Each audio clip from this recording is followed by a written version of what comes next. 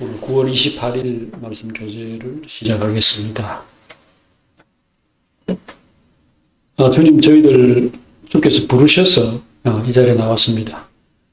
침상에 누워있고 싶기도 하고 또 다른 데 가서 사람 만나고 또 세상에 즐거운 일들을 할 수 있지만 우리 주님이 우리의 최고의 기쁨이고 우리의 사랑이 되시고 우리의 미래가 된다고 생각해서 오늘 주님을 찬양하기 위해서 이 자리에 모였습니다.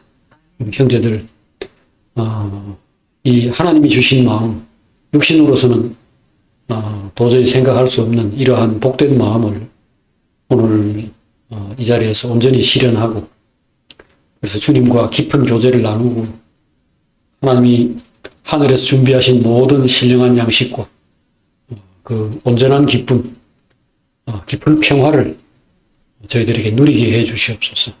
우리 형제들 오늘 온전히 영으로 행하고 성령에게 철저히 붙들림 바 되어서 여기서 서로 미워하거나 분내거나 다투거나 시험에 들지 않도록 해 주시고 오로지 주님을 사랑하고 주님의 사랑을 받고 또 이 사랑을 서로 나누는 시간 되게끔 역사해 주시옵소서. 예수님의 이름으로 기도합니다. 아멘. 네, 사무엘하 16장 5절입니다. 다윗 왕이 바후림의 이름에 거기서 사울의 친족 한 사람이 나오니 게라의 아들이요 이름은 시므이라. 그가 나오면서 계속하여 저주하고 다윗과 다윗 왕의 모든 신하들을 향하여 돌을 던지니 그때 모든 백성과 용사들은 다 왕의 좌우에 있었더라. 시므이가 저주하는 가운데 이와 같이 말하니 피를 흘린 자여 사악한 자여 가거라 가거라. 사울의 모든 족속의 피를 여호와께서 내게 돌리셨도다. 그를 이어 네가 왕이 되었으니 여호와께서 나라를 내 아들 압살롬의 손에 넘기셨도다. 보라 너는 피를 흘린 자이고 화를 자초하였느니라 하는지라.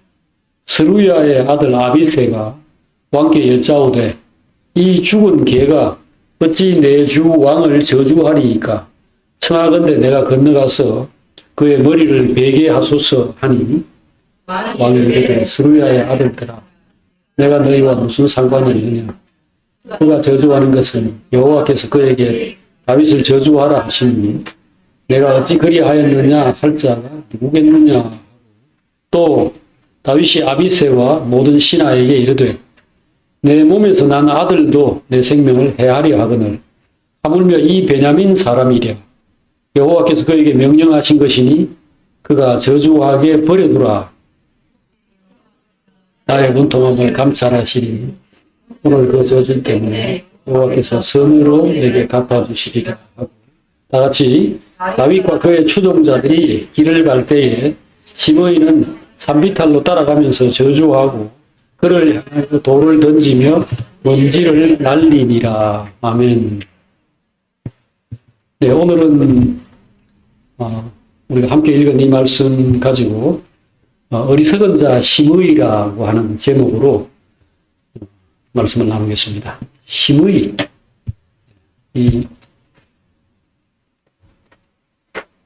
이 다윗이 반란을 피해가지고 이제 예루살렘을 떠날 때에 예루살렘에서 얼마 떨어지지 않은 바후림이라는 마을에서 지금 이 시므이라고 하는 이 사람이 나와가지고 다윗에게 저주를 퍼붓고 돌을 계속 던졌습니다. 이 바후림은 예루살렘에서 여리고로 가는 길목에 있는 베냐민 지파의 마을인데 이 시므이라는 사람은 사울처럼 이제 베냐민 지파에 속한 사람이죠. 사울의 친척이니까 이전에 왕가에 속했던 사람이겠죠. 사울의 동생이나 조카나 아마 그런 정도였을 겁니다. 그런데 지금 여기 다윗이 압살롬의 반란 때문에 이제 예루살렘을 떠나서 피난을 간 이 시기는 다윗이 이제 왕이 된 때로부터 아무리 못해도 10년, 20년, 어쩌면 한 30년이 지난 후입니다.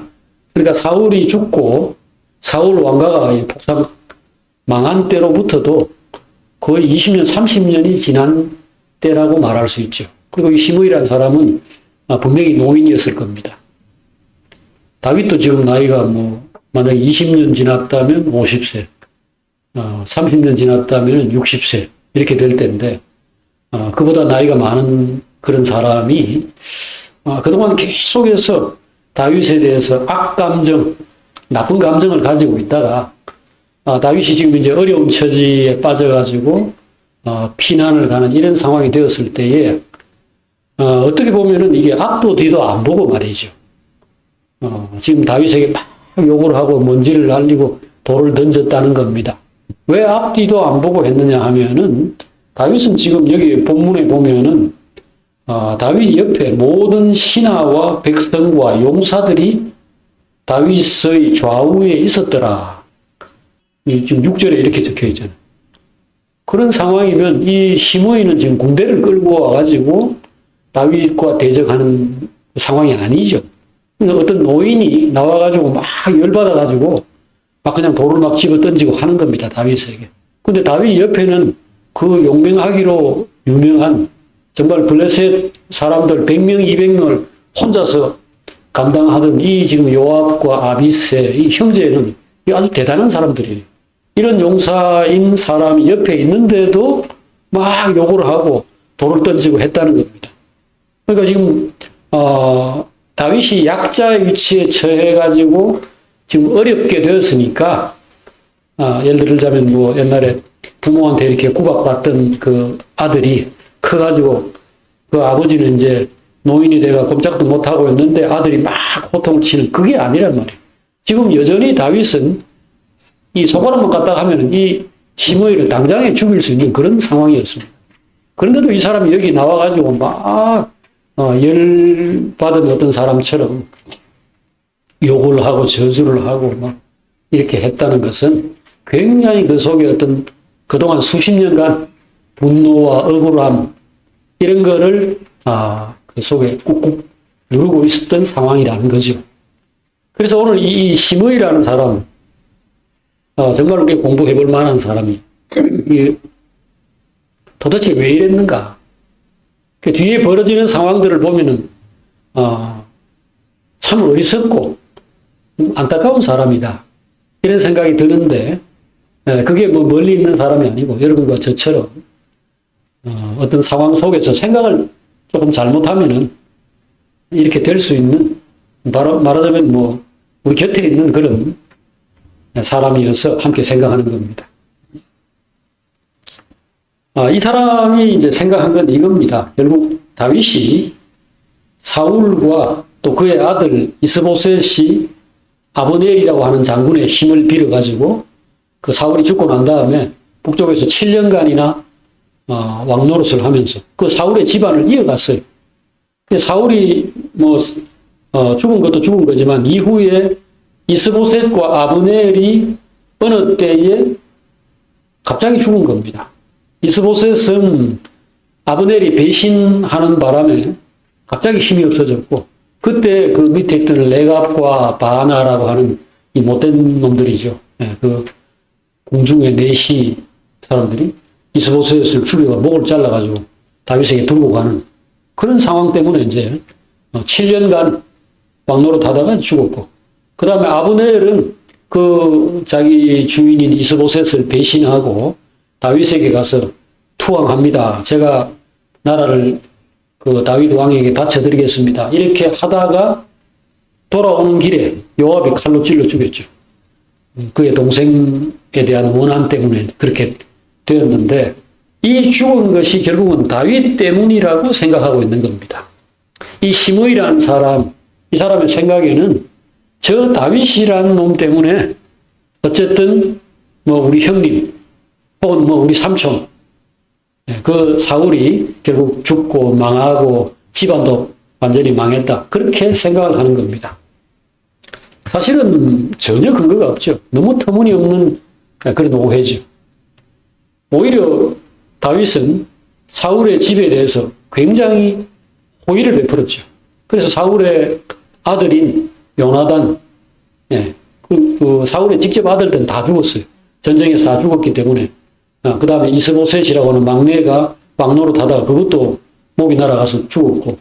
그래서 결국은 요나단의 아들인 사울의 손자 무비보셋이라는 사람에게 전 재산, 예, 사울이 집이 가지고 있던 왕궁의 재산이니까 굉장히 큰 재산이겠죠. 이거를 다 주고 또 손자인 무비보셋을 자기 식탁에서 항상 함께 식사하도록 말하자면 자기 가족처럼 이렇게 대한 겁니다.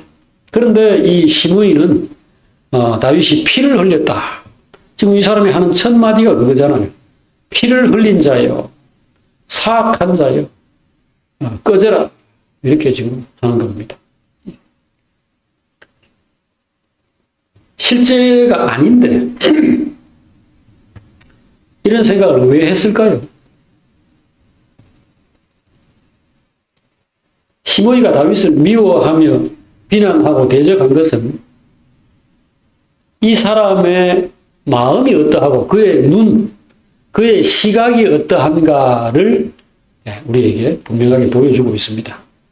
세상을 보는 눈, 그러니까 역사를 이렇게 보는 눈, 그 다음에 어떤 사람을 보는 눈, 또 어떤 환경, 어떤 상황을 해석하는 이 눈이라는 게 사람마다 다르고요. 그게 그 사람의 행동을 결정합니다. 내가 뭔가를 삐뚤음하게 보면은 모든 것이 안 좋게 보이겠죠? 이거 지금 여기 앞에 있는 이 마이크는 지금 이렇게 카메라는 똑바로 서 있습니다. 근데 제가 이 옆으로 이렇게 보면은 이거는 기울어진 겁니다. 자, 눈이라는 게 굉장히 중요하죠. 어떤 상황을 어떻게 이해하느냐. 자, 그 눈에는 크게 두 가지가 있다고 요약해서 말씀드릴 수 있겠습니다. 자, 하나는 눈앞에 드러난 모습과 형편, 또 어떤 사람 같으면 이 사람의 현재 힘, 현재 이 사람은 뭘 가졌느냐. 현재 형편, 요거를 보고 모든 것을 판단하는 눈입니다. 그러니까 어떤 여자가 이렇게 앞에 있는데 아주 젊고 아름답다. 그러면 사랑합니다. 평생 잘 받들게요. 그렇게 하면서 이제 막 애가 달아가지고 가지려고 하죠. 근데 이 사람이 그대로 있겠습니까? 박제된 무슨 미라도 아니고 결국 40대고 50대고 60, 70이 되면은 늙고 쭈그러지고 아름답지 않게 되겠죠. 그러나 어떤 눈이 있습니다. 다른 눈. 이것은 변함없는 것을 보는 거죠. 사람에게는 변할 수 있는 게 있고 변할 수 없는 게 있습니다. 완전히 변하지 않는다고 할 수는 없겠지만 그래도 꾸준히 갈 수 있는 게 있습니다. 그것은 그 사람 안에 있는 내면이겠죠. 아무래도. 오랜 세월 동안 축적되어 온 그의 정신, 그의 마음과 생각, 또 인내와 연단을 통해 가지고 형성된 그 사람의 그 실력, 이런 것들을 보는 사람은 이것은 60이나 70이 되더라도 쉽사리 바뀌지 않습니다. 오히려 어떤 경우에는 그 사람은 낡아지나 속 사람은 날로 새로워지는도다. 이렇게 될 수 있는 거죠. 그거를 보는 사람은 시간이 지나도 그 사람에 대해서 변함없이 사랑하고 존중하고 이게 되겠죠. 근데 껍데기만 보는 사람은 바람 피고 이렇게 하는 사람들 보면 얼마간 좋다가 단물 다 빨아먹고 그 다음에 새로움과 어떤 짜릿함 이런 게 사라지면은 필요 없는 겁니다. 남편을 5명 바꿨는데 지금은 6번째 사람과 살고 있다 하는 그 사마리아 여인, 수가성의 여인 또는 그런 사람, 이것은 멀리 있는 게 아닙니다. 눈이 어떠냐? 여기에 그러한 인생을 살 것인지 견고한 인생을 살 것인지가 달려있는 겁니다. 변함없는 것들을 보는 이면을 보는 눈, 내면을 보는 눈. 시므이에게 가장 큰 문제는 그 눈이 없다는 거죠. 어떤 사람, 어떤 일, 어떤 환경 이면에 존재하는 보이지 않는 것들, 말하자면 보이지 않는 하나님, 하나님의 뜻, 하나님이 다스리시고 일하시는 것을 보지 못하는 거죠. 시므이는 다윗을 싫어했습니다. 왜냐하면은 뭐 여러 가지 복잡한 생각할 필요 없고 나는 사울의 뭐 동생이거나 조카이고 그래서 사울이 왕 노릇을 계속해 나가고 사울의 아들이 뭐 계속해서 권력을 잡고 있는 상황이면은 내가 권세를 부리고 편하게 살 수 있었을 텐데 사울이 결국 망해서 나도 괴롭다 이겁니다. 아주 간단해요. 근데 사울은 누구 때문에 망했느냐? 그것도 복잡하게 생각하지 않습니다. 왜냐하면 이런 사람들의 특징은 드러난 것만 보니까. 결국 그 사울이 있던 자리에 누가 있느냐 이겁니다. 지금 다윗이 있잖아. 그러면 다윗이 원흉이고 다윗이 모든 문제의 근원이고 내 인생은 다윗 때문에 망했다고 생각합니다. 이 사무엘서에 보면 사무엘 상이나 하에 보면은 이 두 종류의 시각을 가졌던 사람이 또렷하게 대비되고 있는 걸 볼 수 있습니다. 두 종류의 사람이 다 나와요. 눈앞의 이익만 보는 사람, 그걸 보고서 모든 걸 판단하고 행동하는 사람, 그 다음에 멀리 내다보면서 행동하는 사람들이 또렷하게 대조되고 있습니다.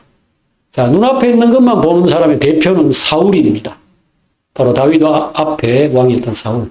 그는 하나님이 어떤 명령을 내렸는데 백성들의 요구나 그들의 기대, 그들의 눈치 이런 것들이 더 크게 느껴져서 하나님의 명령을 거역했습니다. 어겼습니다. 어떤 그 아각 자손 남겨두지 말고 아말렉 사람들 다 죽여라 이렇게 했는데 왕을 살려가지고 왔고 그 다음에 그 가축들 좋은 것들을 다 끌고 갔죠. 이건 뭐냐? 결국은 눈앞의 이익, 눈앞의 지지 세력. 지금 내가 백성들의 왕인데 아무리 뭐 권력을 가졌다 해도 백성들의 신망을 얻고 지지를 받아야 왕 노릇을 견고하게 할 수 있는 거니까 백성들의 그걸 살펴야죠. 우리나라의 지도자들도 결국은 뒷구멍에서는 구린 짓을 다 하지만 사람들 앞에서는 정말 백성들 위해서 자기 모든 걸 바칠 것처럼 그렇게 떠드는데 이 사울이 결국은 백성들을 생각해서 하나님의 뜻을 무시한 거죠. 이거는 눈앞의 이익만 보고 그건 붙들고 그 다음에 더 큰 것을 자기를 정말 뒷걸에서부터 이 자리까지 올려서 하나님의 나라를 세우게 하고 하나님의 의와 진리를 도모하게 만드신 하나님을 무시한 겁니다.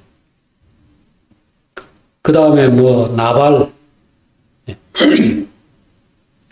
그 부자였는데 다윗이 어려울 때 좀 도움을 요청을 했죠. 좀 도와주시오 했는데 어디서 굴러먹다 온 개백다기 같은 놈이 나한테 그런 도움을 요청하느냐 하면서 모욕을 하고 큰 굴욕을 당하고 쫓겨났죠. 이런 사람들은 역사를 보는 눈이 하나도 없는 겁니다. 지금 이 다윗이 현재 쫓겨다닌다는 것, 이게 현재 모습이죠. 이 다윗에게는 힘이 없고 그를 잡으러 다니는 사울이 분명히 현재 힘이 있고 그쪽에 붙어야 되겠죠.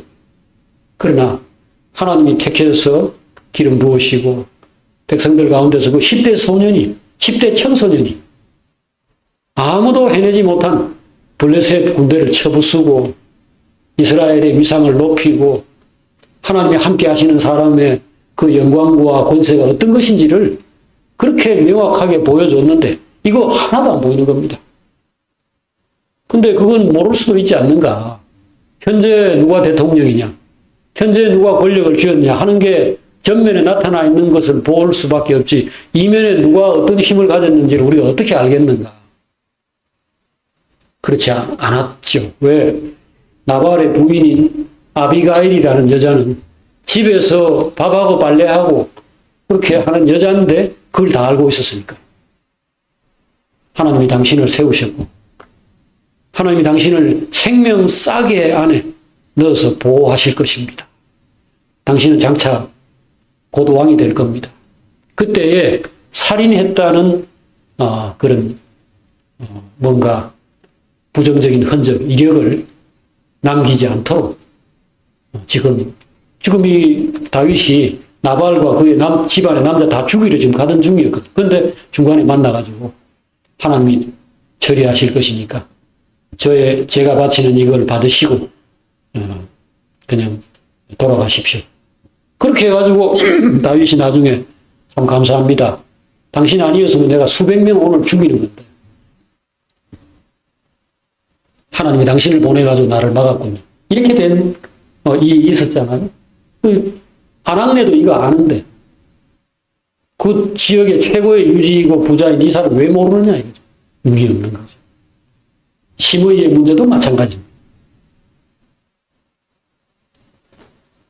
같은 시대, 같은 상황을 보는데도 그런 반응을 보이지 않고 그런 행동을 하지 않은 사람들이 있었어요.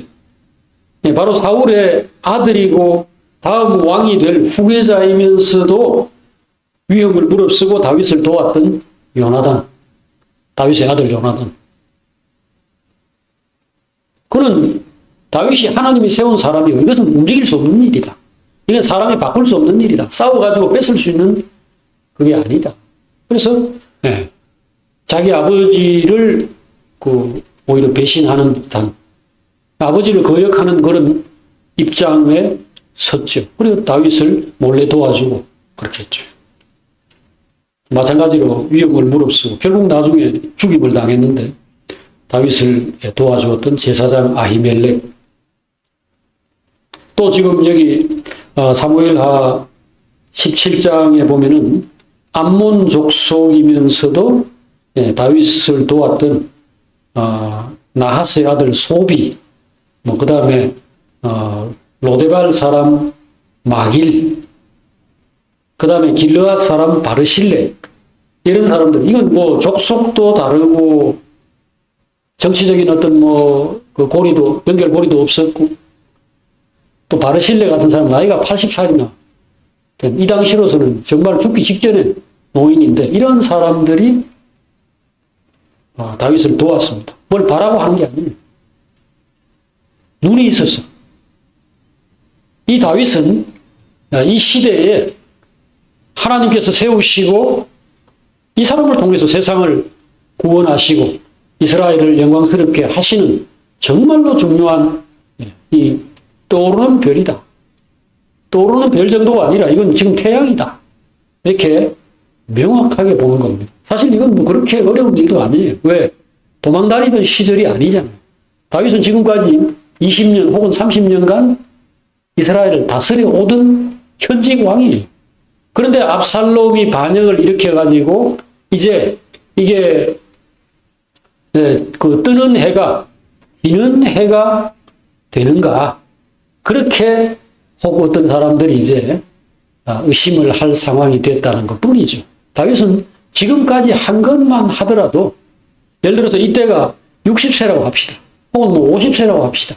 그럴지라도 20년 혹은 30년을 이스라엘을 다스리면서 그동안에 블레셋뿐 아니라 모압과 암몬, 에돔이고 뭐고 주변에 있는 모든 나라들을 다 격파하고 이스라엘의 영광을 정말 최고조로 끌어올렸던 사람이죠.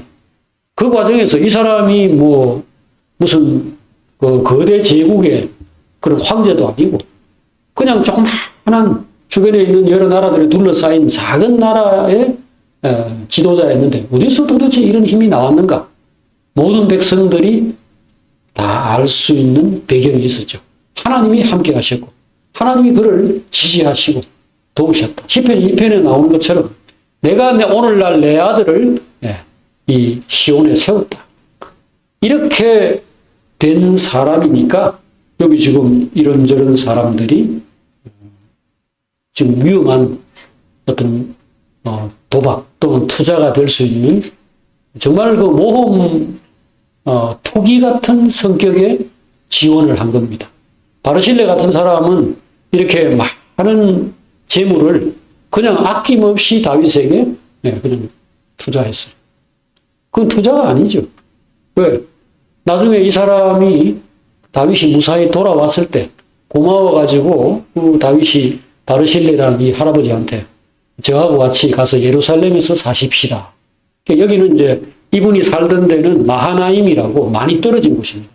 말하자면 부산과 대구 정도 이렇게 떨어진 곳인데 저하고 가서 예루살렘에서 제가 잘 받들 테니까 사십시다 하니까 저는 지금 밥을 먹는데 이게 맛있는지 없는지도 모릅니다 라고 대답을 합니다. 그런 제가 가가지고 왕에게 집만 되는데 무슨 저는 아무 다른 생각 없고 그냥 제가 왕을 사랑해서 그렇게 했습니다. 이렇게 얘기를 하죠. 이런 사람이 있단 말이에요. 이런 사람들은 도대체 무슨 생각으로 그렇게 했는가? 지금이야 다윗이 무사히 돌아왔고 압살롬 군대를 격파했고 반란은 이제 끝난 상황이니까 뭐 그쪽에 붙을 수 있겠죠. 하지만 바르실레는 다윗이 도망갈 때 지지하고 도와준 사람이 됩니다. 그리고 시므이는 그 도망갈 때 어쩌면은 자신의 일신상의 그 위험조차도 생각하지 않고 다윗 옆에 그 용감한 군사들이 이렇게 쫙 둘러싸고 있는데 와서 그냥 당장에 죽이면은 그 자리에서 목이 달아날 판이죠. 자기는 지금 힘없는 그냥 노인에 불과합니다. 그런데도 막 욕을 하고 분노를 퍼붓고 했던 사람이 여기 또 대조적으로 있는 거죠. 바르실레와 시므이. 그러니까 눈이 얼마나 중요하냐. 이걸 결국 생각 안 할 수 없는 겁니다. 지금 그 독재 권력자들, 세상에 보면은 뭐, 지금 미얀마, 북한, 뭐 이런 데 독재자들, 이런 사람들이, 권력으로 이제 국민들을 억압하고, 그 착취하고, 이런 사람들. 또 지금 이스라엘의 네탄야후인가, 그 사람, 그 팔레스타인 사람들 다 죽이려고 작정하고 지금, 구호 물품 받으러 오는 사람들에게 기관총 쏘아 죽여버리는 이런 거의 사탄이죠. 이런 사람들, 푸틴, 지금 이런 사람들. 또 지금 그 트럼프처럼 총은 안 들었지만 힘으로 약자들을 누르고 자기 목적과 이익만 추구하는 이런 사람들이 세상에, 지금 있죠. 있을 뿐 아니라 항상 있어 왔습니다. 근데 이런 사람들의 특징이 뭐냐면은 지금 자기가 가진 힘과 자기가 지금 놓여있는 그 유리한 위치 이것만 믿고 뒤를 생각하지 않고 어떤 행동을 하는 겁니다. 그러니까 내가 가진 힘으로 너는 나에게 무조건 굴복해야 된다 이런 이제 생각으로 불의하고 악한 행동을 태연하게 하죠.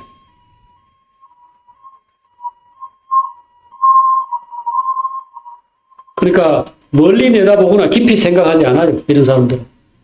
눈이 그거밖에 안 되니까. 바로 앞에 있는 것밖에 근시죠. 문자 그대로. 근시라면 가까운 거를 본다는 거예요. 이런 사람들은 거짓말을 밥 먹듯이 또 태연하게 합니다. 왜냐하면 그 뒤에 어떤 상황이 벌어질 것인지 이게 어떤 결과를 낳을 건지를 5분 후, 10분 후를 생각하지 않고 태연하게 거짓말을 하는 사람들도 있어요. 그러니까 어리석기 때문에 그렇죠. 이게 한마디로 어리석은 겁니다. 하나님을 무시하는 것. 진리와 정의를 조금도 두려워하지 않는 이 어리석음, 이것이 결국 그를 죽이게 만들죠. 자, 어떻게 죽였는가? 이제 그거를 보십시다. 시므이는 다윗이 떠날 때 다윗을 대적을 했죠, 이렇게. 정말 눈치껏 한 것도 아니에요. 군대가 옆에 있는데도 이 분노를 어떻게 이끌어오르는 이 분노와 미움을 자제를 못해가 사실은 이게 나오면서 이렇게 한 겁니다. 그랬는데 나중에 다윗이 그 압살롬의 반란을 진압하고 이제 무사히 예루살렘으로 귀환할 때에 또 즉시로 다윗을 마중 나가가지고 다윗에게 뭐 요단강을 건널 때 그 건너갈 수 있도록 나룻배 같은 이런 거를 막 제공을 하고 이렇게 하면서 저 용서해 주세요. 그때 제가 아마 좀 돌았나 봐요. 그러면서 또 즉시로 사죄를 합니다. 이게 이제 현실 감각이 있는 거죠. 상황 파악이 빠른 거죠, 이게. 근데 문제는 뭡니까? 그의 감각과 판단이 오직 눈앞에 벌어지는 것에만 좌우된다는 겁니다. 그러니까 내일 일을 알지 못하는 거죠. 그런 머리, 그런 판단이라는 것은 그 인생에 전혀 도움이 되지 않습니다. 야고보서 4장에 보면은 야고보가 형제들에게 편지를 쓸 때 이런 말을 했습니다. 들으라. 너희 중에 말하기를 오늘이나 내일이나 우리가 어떤 도시에 가서 거기서 1년을 머물며 장사하여 이익을 보리라 하는 자들아. 내일 일을 너희가 알지 못하는도다. 너희 생명이 무엇이냐?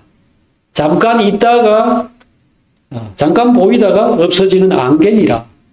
그러므로 너희가 말하기를 주의 뜻이면 우리가 살기도 하고 주의 뜻이면 이것이나 저것을 하리라 할 것이거늘 이제도 너희가 헛된 자랑을 하니 그런 자랑은 다 악한 것입니다.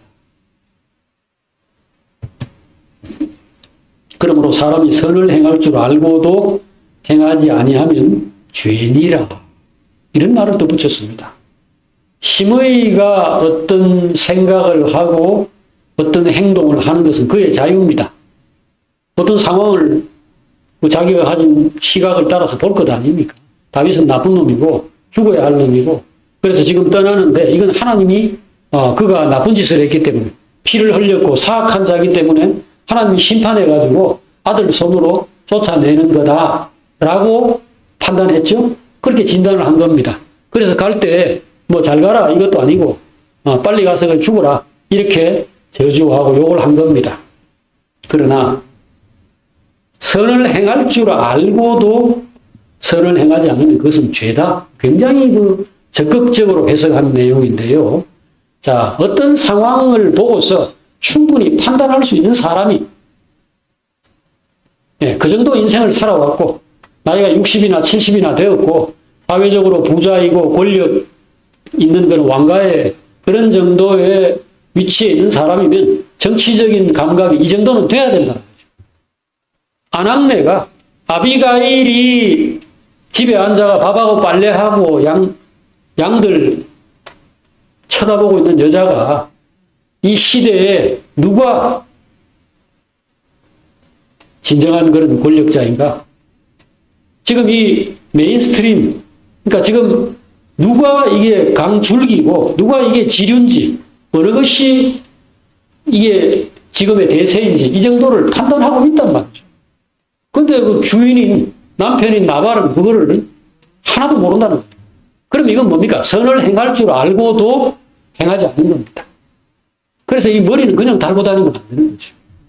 생각해야 되고 판단할 줄 알아야 되고 들어야 되고 모르면 물어야 되고 기도하고 그래가지고 지혜를 얻어야 되고 올바른 생각을 반드시 유지해야 됩니다.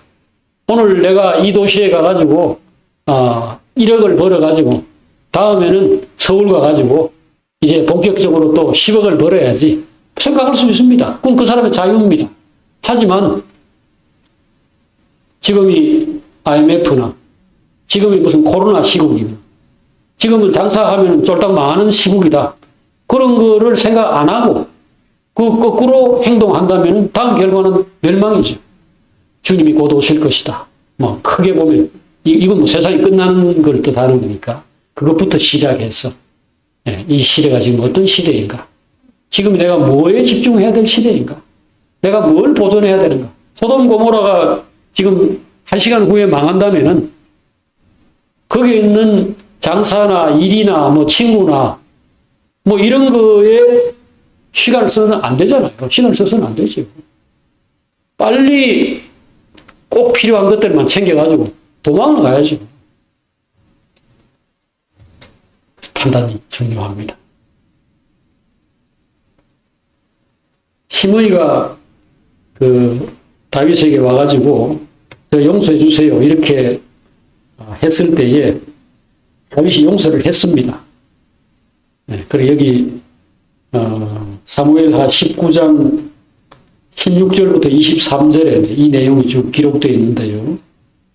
자, 요 끄트머리만 한번 보죠. 네, 끄트머리 23절에 보면은 왕이 시므이에게 이르되 네가 죽지 아니하리라 하고 그에게 맹세하니라 이렇게 되어 있습니다. 용서받았어요. 그러니까 시므이는 나는 역시 똑똑한 사람이야. 전에 내가 다윗을 미워했지만 또 즉각적으로 상황에 대처를 해가지고 용서받았지. 이렇게 생각할 법하죠. 하지만 열왕기 상 2장 8절 9절에 자 여기 한번 보십시다. 우리 이 사무엘하 뒤에 열왕기 상인데요. 513페이지인가요?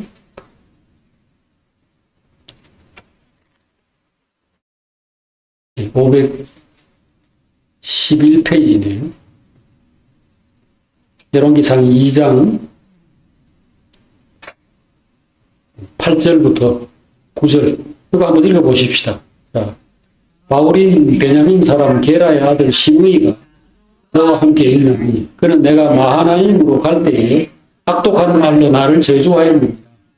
그러나 그가 요단에 내려와서 나를 영접하였으므로 내가 여호와를 두고 맹세하여 이르기를 내가 칼로 너를 죽이지 아니하리라 하였노라. 그러나 그를 무죄한 자로 여기지 말지어다.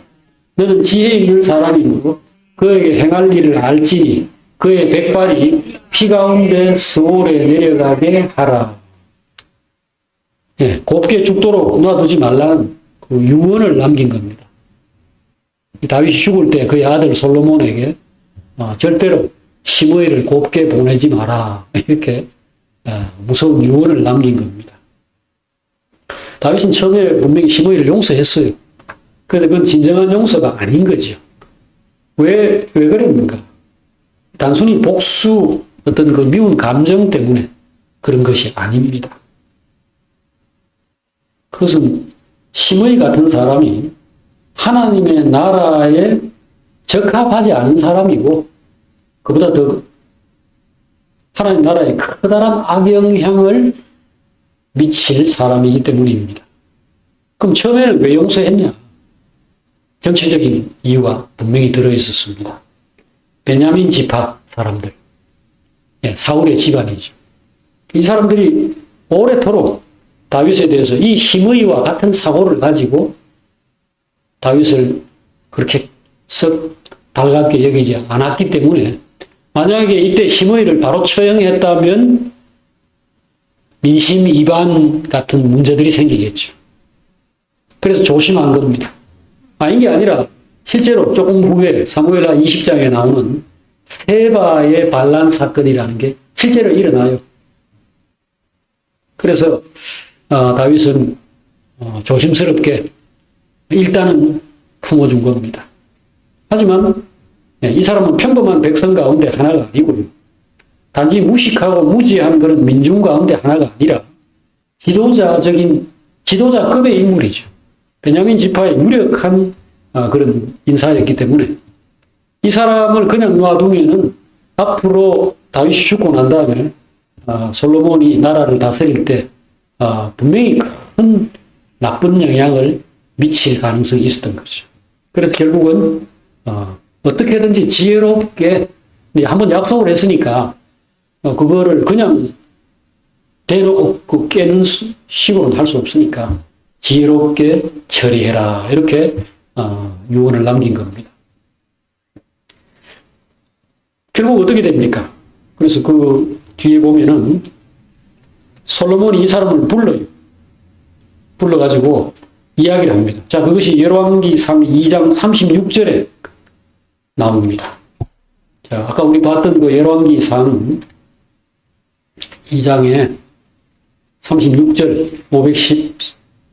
514페이지. 자, 36절부터 38절까지 읽겠습니다.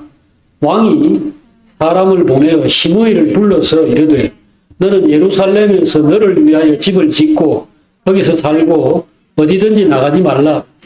너는 분명히 알라. 네가 나가서 기드론 시내를 건너는 날에는 반드시 죽임을 당하리니 네 피가 네 머리로 돌아가리라. 시므이가 왕께 대답하되 이 말씀이 좋사오니 내 주 왕의 말씀대로 종이 그리 하겠나이다 하고 이에 날이 오래도록 예루살렘에 머무니라. 자, 요거는 이제 연금 상태를 의미하는 거라고 봐야 되겠죠. 이 사람은 원래 바후림에 사는 사람인데 왕이 있는 예루살렘으로 들어와서 내 눈앞에서만 놀아라. 내 눈에서 벗어나면 죽는다. 그래가지고 예루살렘 안에 살게 만든 겁니다. 그러니까 이거는 교도소까지는 아니지만 뭔가 그의 삶에 이제 제한을 둔 거죠. 그러나 이 사람은 큰 부자고 살아가는데 불편이 없는 사람이니까 그렇게 하겠다고 했고 또 실제로 여기 보니까 3년 동안 예루살렘을 떠나지 않았다. 이렇게 오래도록 예루살렘을 떠나지 않은 겁니다. 그런데 3년 후에 어떤 일이 벌어졌어요. 이게 36절부터 46절 사이에 이런 기사가 나와 있습니다. 시므이의 종 두 사람이 블레셋 땅으로 도망을 간 겁니다. 블레셋에서 가드 왕 마가의 아들 아기스에게로 도망을 갔다. 제 생각에 아마 요즘 우리나라에 베트남이나 무슨 필리핀이나 이런 데 사람들이 와서 이렇게 일들 하는 것처럼 이때도 블레셋의 그 가드 사람이 이 부잣집에 아마 일하러 이렇게 왔던 것 같아요. 그러다가 학대하거나 돈도 안 되고 이런 어떤 이유로 그냥 말도 안 하고 도망을 갔던 것 같아요. 근데 이거를 이제 그 집의 다른 종들이 주인에게 시므이에게 종 아무개가 도망갔습니다. 그러니까 지금 자기들 원래 있던 그 땅으로 갔습니다. 이렇게 귀뜸을 해주니까 이 사람이 나귀를 타고 가드로 가서 아기스는 그 가드의 왕입니다. 그러니까 이 사람이 워낙 힘이 있으니 그렇겠죠. 그래 왕실에 가가지고 당신 그 밑에 지금 피하러 온 그 사람들 내 종이니까 돌려주시오. 이렇게 협상을 해가지고 데려왔다는 겁니다. 근데 이것이 결국 솔로몬의 귀에 들어갔죠. 그래서 그가 이렇게 얘기하죠. 내가 너에게 여호와를 두고 맹세하게 하고 경고하여 이르기를 내가 밖으로 나가서 어디든지 가는 날에는 죽임을 당하리라 하지 아니하였느냐. 너도 내게 말하기를 그 말씀이 좋습니다 하였거늘 내가 어찌하여 여호와를 두고 한 맹세를 지키지 아니하였느냐. 왕이 시므이에게 이르되 네가 네 마음으로 아는 모든 악 곧 내 아버지에게 행한 바를 네가 스스로 아나니 여호와께서 네 악을 네 머리로 돌려보내시리라. 그래서 그 군대 장관 브나야에게 명령해서 시므이를 처형한 겁니다. 나발이나 시므이 이런 사람들 결국 죽습니다. 결국 망합니다. 왜? 어느 때 그 사람들이 용서를 받고 기회를 얻었다고 하더라도 나중에 똑같은 잘못을 또 저지르게 되어 있어요. 그럴 수밖에 없어요. 왜? 그들은 평생 그렇게 살아왔고 그들의 마음이 그러하고 그들의 생각이 그러하기 때문에 다음에 어떤 상황이 왔을 때에 그들의 선택, 그들의 행동은 반복될 수밖에 없습니다. 그러므로 여러분 지금 우리가 어떤 상황에 있든지 간에 일단 우리가 주목해야 될 거는요. 이 지금 어려운 일들, 그것이 내 가족이든 내 하는 사업이나 그런 일들이든 간에 거기에 너무 마음 두지 마시고요. 자기를 깊이 통찰하길 바랍니다. 자신을 바라봐야 돼요. 진실하지 않은 사람, 하나님을 모르는 사람, 하나님의 약속에 대해서 아무 관심도 없는 사람, 이런 사람은 결국 어느 때에 뭐 욕망이나 무슨 뭐 쾌락을 추구해가지고 어떤 행동을 했거나 분노 때문에 아까 그 다윗에 대한 시므이의 태도는 이건 그 무지와 오해, 뭐 분노 이런 것들 때문에 말도 안 되는 행동을 한 겁니다. 다윗이 사울을 죽이지도 않았고 자기를 뭐 실제로 괴롭히거나 괴롭게 한 것도 전혀 없는데 감히 그 용맹한 다윗 앞에 나와가지고 미친 듯이 막 욕을 하고 하는 이런 행동들은 그 자리에서 그날 그 죽으려고 작정한 겁니다. 쉽게 말하면. 그런데 거기에서 어떻게 해가지고 용서를 받았잖아요. 그래서 목숨을 부지를 했지만 그런 사람인 채로 사는 한은 결국은 소용없는 겁니다. 여기 지금 그 성경이 기록한 이 표현 문자가 상당히 그 의미 있는데요. 너는 그를 곱게 지옥으로 내려가지 못하게 해라. 스올이라는 건 지옥을 뜻하는 말입니다. 지금 그 다윗이 그에게 이야기한 말이, 솔로몬이 이야기한 말이 이 사람을 곱게 내려가지 못하게 해라. 그의 백발이 피 가운데 지옥에 내려가게 하라. 이거는 계시록 21장 8절에